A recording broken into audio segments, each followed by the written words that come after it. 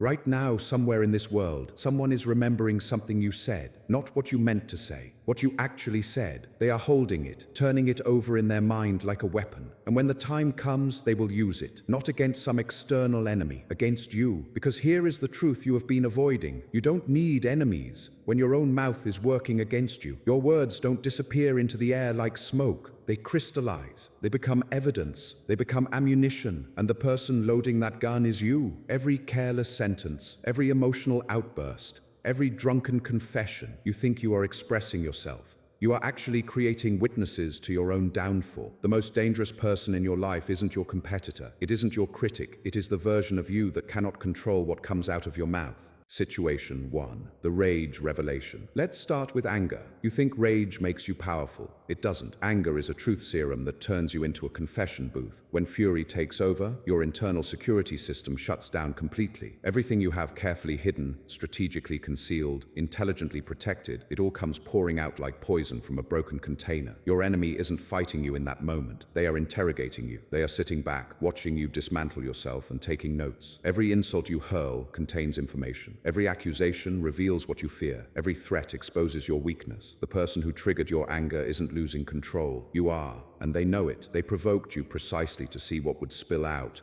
when your defenses collapsed. Your rage doesn't intimidate them. It educates them. You just gave them a complete map of your vulnerabilities, and you did it for free. The wise understand this. He who cannot control his anger becomes a puppet whose strings anyone can pull. Situation 2. The victory parade. Now let's talk about success. You finally win. You finally achieve something significant, and suddenly you cannot stop talking about it. Success intoxicates worse than alcohol. It floods your brain with dopamine and dissolves your strategic thinking. You feel the need to explain your victory, to justify it, to make sure everyone knows exactly how you did it. You think you are celebrating. You are actually teaching. Every detail you share about your success is a tutorial for your competitors. You are showing them the exact path you took, the exact strategy you used, the exact weakness you exploited. You think you are inspiring admiration. You are distributing a blueprint for your own defeat, because the next person who wants what you have now knows exactly how to get it. Victory speaks silently. The truly powerful don't explain their wins. They simply win, and then they prepare for the next battle while everyone else is still talking about the last one. Your need for validation will destroy you faster than any external enemy ever could. Situation 3. The liquid confession. Alcohol, the great eraser of boundaries. You think a few drinks make you relaxed, social, authentic. What they actually do is remove the barriers that keep dangerous thoughts safely hidden. Alcohol doesn't reveal your true self. It reveals your unfiltered self. And there is a difference. Your filtered self understands consequences, reads rooms, protects interests. Your unfiltered self is a security risk. Manipulators understand this better than you do. They don't get you drunk because they enjoy your company. They get you drunk because they enjoy your confessions. This is liquid interrogation. They buy the drinks. They encourage the stories. They laugh at your jokes. And while you think you are bonding, they are gathering intelligence. Every secret you reveal, every grudge you mention, every weakness you admit, it all gets stored, filed away, ready to be used when it benefits them. You wake up the next morning with a headache and a vague sense of unease. They wake up with leverage. The question isn't whether you can handle alcohol. The question is whether you can handle what you say when the alcohol handles you. Situation 4. The breaking point. Pressure, stress, desperation. When life tightens its grip around your throat, something inside you breaks. The civilized mask slips. The composed facade cracks. And suddenly you are confessing, not because anyone asked, but because the weight became unbearable, and words feel like release. You tell people you are struggling, you are failing, you are overwhelmed. You think you are being honest. You are actually providing targeting information,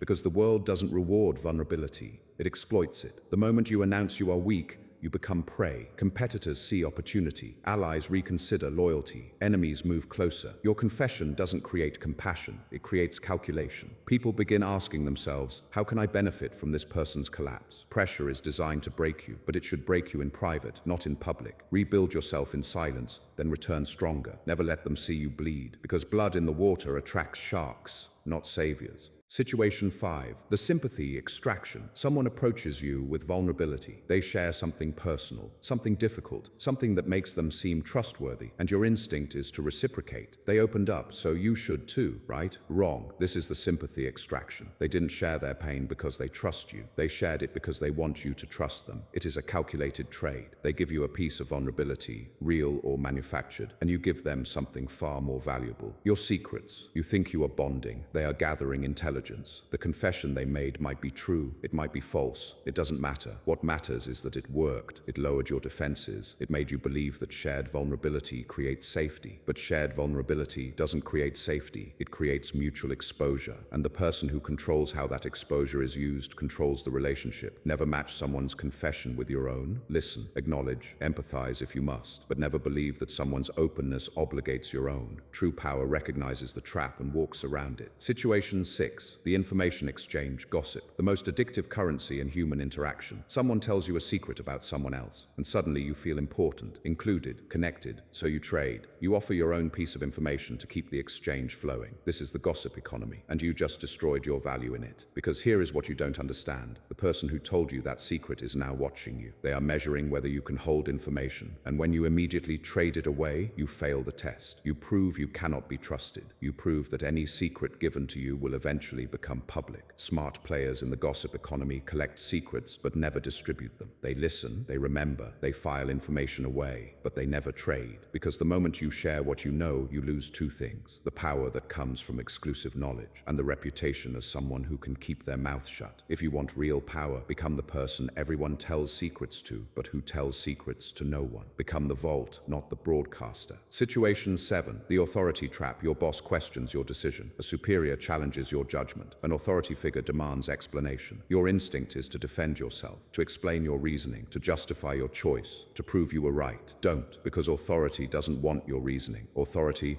wants your submission. When someone in power questions you, they are not seeking information. They are establishing hierarchy. And every word you use to defend yourself becomes evidence in their prosecution. You think you are explaining. They think you are making excuses. You think you are demonstrating competence. They think you are displaying insubordination. The more you talk, the deeper you dig. Machiavelli understood this. He who wishes to be obeyed must know how to command. But the inverse is also true. He who wishes to survive authority must know how to submit, not with weakness, with strategic silence. You're right, I'll adjust, then leave. Your reputation is not built in the moment you defend yourself. It is built in the results you produce afterward. Let your work speak. Your mouth will only make things worse. Situation 8. The revenge revelation. The relationship ends. Romantic, professional, doesn't matter. It ends badly, and you are sitting on secrets. Things they told you in confidence. Weaknesses they revealed. Mistakes they made. And the temptation is overwhelming. You want to hurt them the way they hurt you, so you consider using those secrets as weapons. Don't, because revenge revelation doesn't destroy your enemy. It destroys your reputation. The moment you weaponize someone's trust, you announce to the world, I cannot be trusted with confidential information. You think you are getting justice. You are actually committing professional suicide. Because everyone watching now knows, if I trust this person and things go wrong, they will expose me. Your revenge becomes your brand, and that brand is poison. Machiavelli warned, it is better to be feared than loved, if you cannot be both. But fear built on betrayal is unstable. Fear built on competence and restraint is power, even when they become your enemy, because your integrity is worth more than their destruction. Situation 9. The competence theater. You are in a room with people you want to impress, so you start performing. Name-dropping, credential listing, storytelling, designed to showcase your intelligence, your connections, your worth. You think you are building credibility. You are actually advertising insecurity. True competence doesn't need advertisement. It is recognized, proven through results, not rehearsed through words. When you over-explain your value, you reveal you are uncertain of it. When you list your accomplishments unprompted, you signal you are afraid they won't be noticed. Competence theater is the performative anxiety of someone who doesn't trust their work to speak for itself. And everyone in the room can see it. The truly powerful sit quietly and let others discover their worth. They don't announce it, they don't defend it, they simply are it. Your mouth cannot create competence. It can only reveal the lack of it. Situation 10. The promise prison. Someone pressures you. They need something. They want commitment. They demand assurance. And to escape the discomfort of that moment, you make a promise. I'll do it. You can count on me. I'll have it done by Friday. The pressure disappears, but the prison remains, because every promise is a debt, and debt compounds with interest. You made the promise to solve an immediate problem, but you created a future one. Now you are trapped. Either you fulfill it, often at great personal cost, or you break it and destroy your credibility. You traded temporary relief for permanent obligation. Weak people make promises to escape discomfort. Strong people endure discomfort to avoid unnecessary promises. Learn to say, let me check my capacity and get back to you. Learn to say, I can't commit to that timeline. Learn to say, no, your word should be sacred, which means you should give it rarely. 10 situations, 10 traps,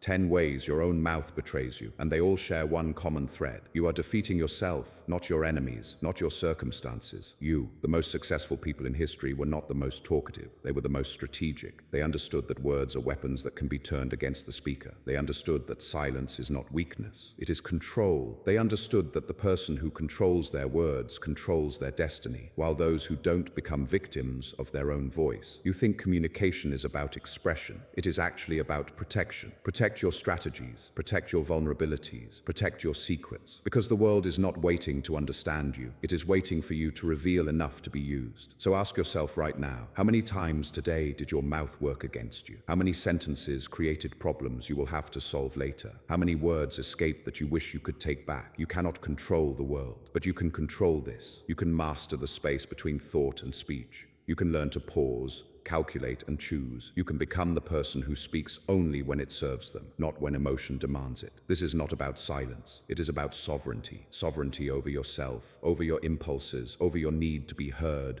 validated, understood. True power doesn't shout, it doesn't explain, it doesn't confess. True power whispers when it needs to and stays silent when it should. The question is, which version of you will win? The one who speaks to release pressure, or the one who speaks only to win? Those who control their words control their destiny. Those who don't become victims of their own voice. Remember this, your mouth is not your ally until you train it to be. And until then, every word is a risk. If this hit you where it needed to, subscribe. Share this with someone who talks too much, including the version of yourself from yesterday. And in the comments, leave this affirmation. I speak only to win, not to vent, not to explain, not to prove, only to win. Now go and take your power back, one silent, strategic word at a time.